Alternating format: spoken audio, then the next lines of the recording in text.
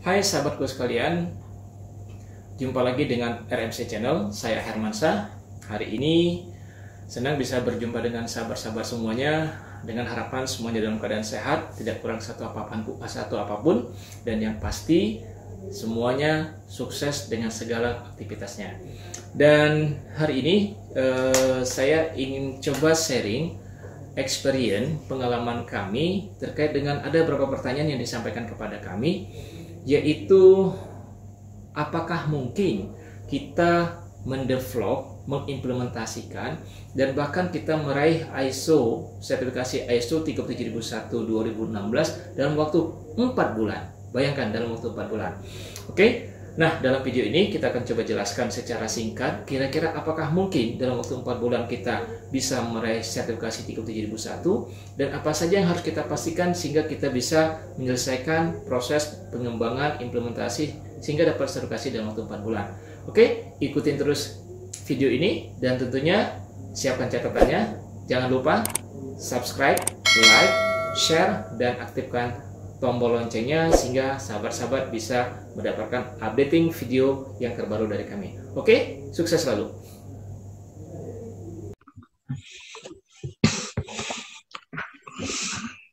Oke, sesuai dengan tema yang kita akan bahas, yaitu tahapan sertifikasi ISO 37001-2016 atau yang biasa disebut dengan sistem manajemen anti penyuapan.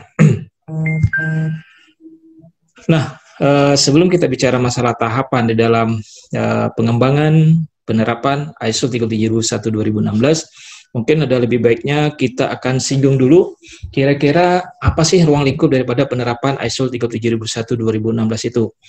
Pertama adalah ingin mendemonstrasikan secara konsisten dalam mencegah, mendeteksi, melaporkan, dan menyelesaikan penyuapan. Jadi kata kuncinya adalah penyuapan di sini.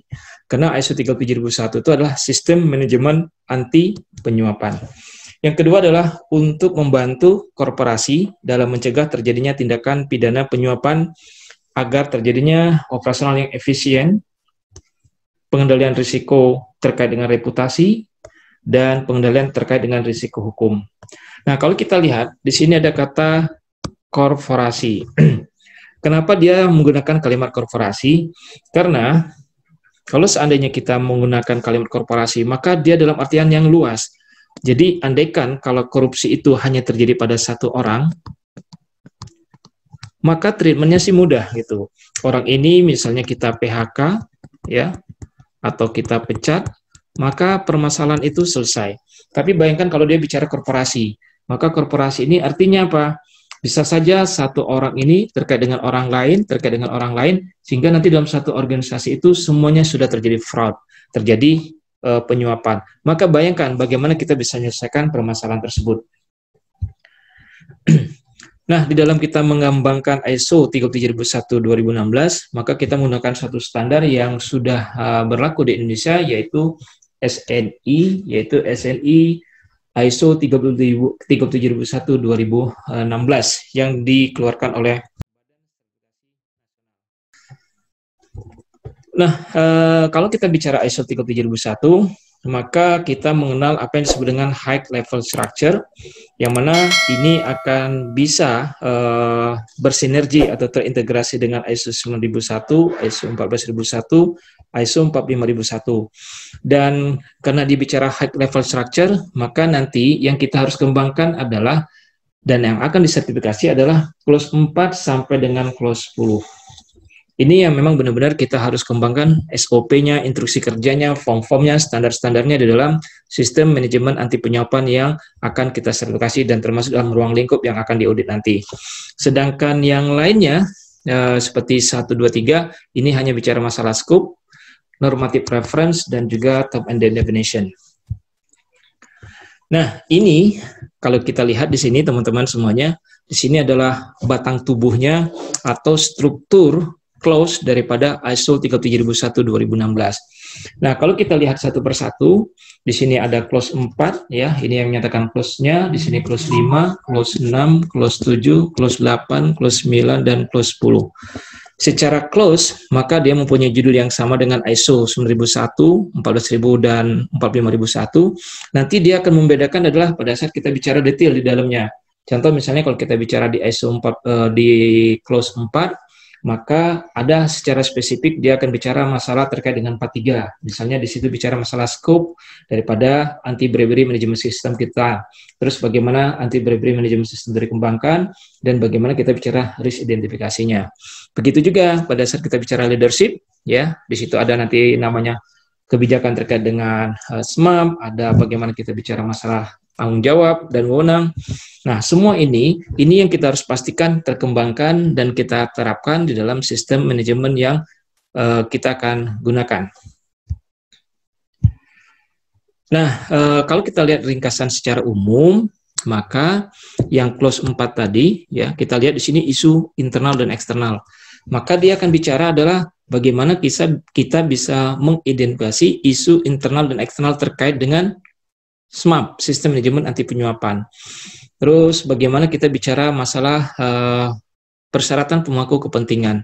Kita harus bisa memastikan siapa-siapa yang berhubungan dengan kita, ya, dan kita harus pastikan bagaimana kita bisa memenuhi harapan dan ekspektasi, need and expectation daripada pihak yang berkepentingan kita. Terus kita harus memastikan penilaian risikonya juga, ya. Terus juga kita harus menentukan ruang lingkup SMAP-nya.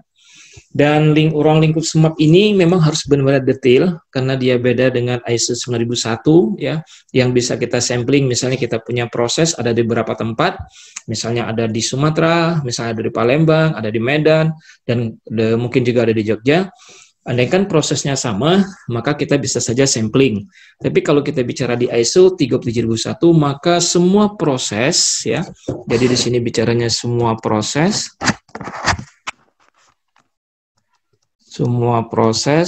terus nanti di sini bicara juga lokasinya di mana, ini semua akan diaudit. Terus juga kita akan bicara kepemimpinan dan manajemen, ini juga mungkin sama, ya,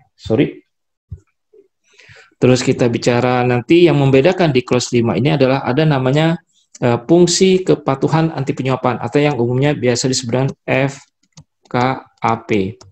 Fungsi kepatuhan anti penyuapan, dan ini harus dibentuk, ya, mungkin bisa dengan surat SK direksi. Ini harus dibentuk dengan SK direksi dan ditunjuk orang-orangnya siapa. Terus nanti di sini ada juga kita akan bicara masalah terkait dengan penanganan risiko penyuapan. Jadi di sini adalah risk based thinking-nya, ya. Di sini adalah risk based thinking-nya.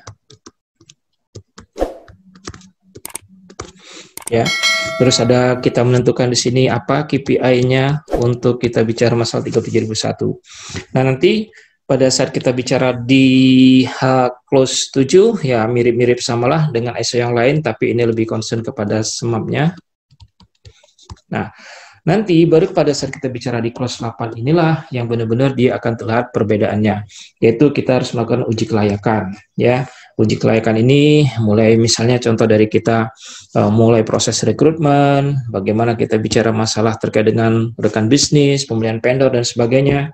Terus juga kita harus memastikan bagaimana pengendalian keuangan, non-keuangan, ya.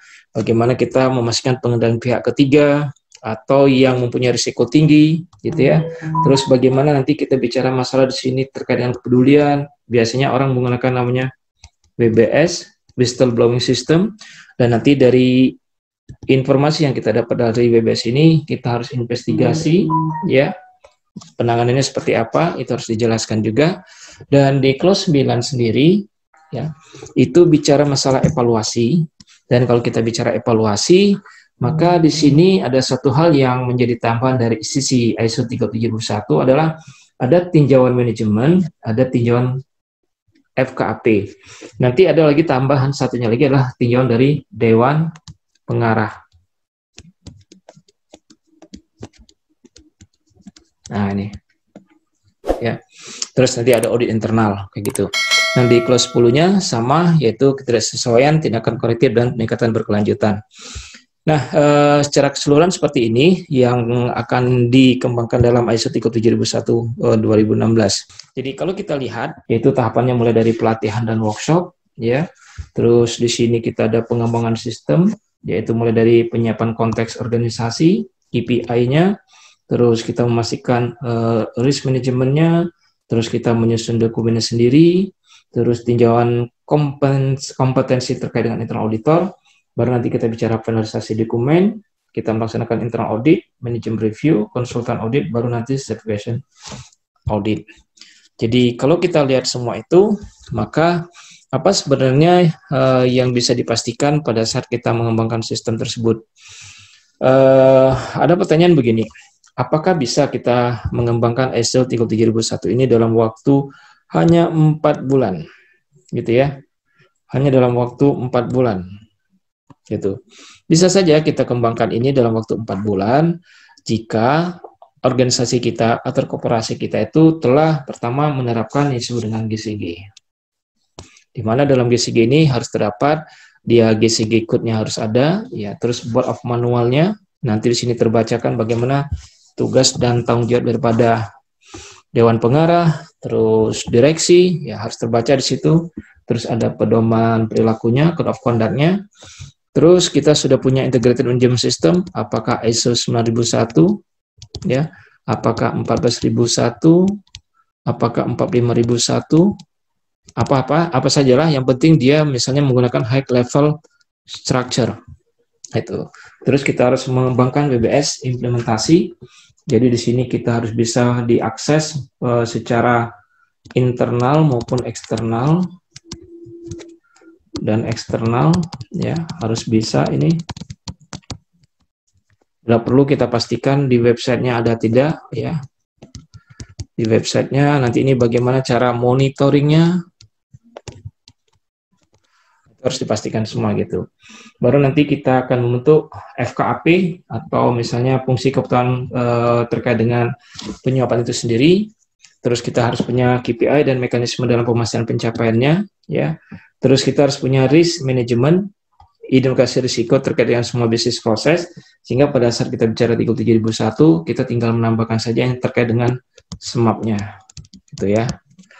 Baru nanti pengendalian vendor dengan fraud, ya, yang terkait dengan pengelolaan keuangan maupun non keuangan. Nah, ini juga sangat mungkin jika kita hanya punya satu site atau lokasi, misalnya HO saja, maka itu sangat mungkin kita lakukan hanya dalam waktu 4 bulan. Nah, untuk proses sertifikasi itu sendiri, maka kita bisa lihat di sini ada asumsi 4 bulan itu apa sih yang kita lakukan. Ya, pertama adalah kita melakukan awareness ISO 37001-nya sendiri. Terus kita akan lakukan workshop konteksnya, ya, need and expectation. Terus kita workshop identifikasi risiko dan peluang, identifikasi kebutuhan dokumen prosedur yang diperlukan oleh ISO 37001, penyusunan kebijakan SMART. Ini kita lakukan 1 bulan sendiri. Ya. Terus nanti di bulan keduanya apa? Yaitu penyusunan KPI dan action plan-nya, ya. Terus kita pembentukan FKAP itu sendiri, manualnya bagaimana, penyusunan STKP dan seterusnya. Ada konteks organisasi di sini, ada integrasi peraturan perundangan dan implementasi daripada WBS. Nanti di bulan ketiga, maka kita harus pastikan manualnya sudah harus jadi, ya. Dan kita harus pastikan kita sudah mensosialisasikan sistem manajemen anti penyuapan ini kepada internal dan eksternal, yaitu rekan bisnis khususnya, ya, yang berdampak langsung kepada proses bisnis perusahaan kita. Terus kita finalisasi SOP dan pelaksanaan internal audit. Tentunya di sini harus ada training dulu, ya, harus ada trainingnya dulu. Baru nanti di bulan keempat, ini baru kita bicara pelaksanaan internal audit, tinjauan manajemen, mulai dari tinjauan top manajemen, dewan pengarah, FKAP, stage 1 dan stage 2. Khusus yang keempat ini kita perlu 1 bulan sendiri. Nah, ini 1 bulan sendiri. Gitu, ya. Oke, itu saja yang dapat disampaikan. Mudah-mudahan kebayang kira-kira apa sih yang harus dilakukan di dalam kita memastikan bisa meraih sertifikasi ISO 37001-2016 dengan baik, dengan benar, dan yang pastinya lagi adalah sistem yang dikembangkan tersebut bisa memberikan dampak terbentuknya budaya perusahaan yang menjadi lebih baik dan lebih baik lagi ke depan.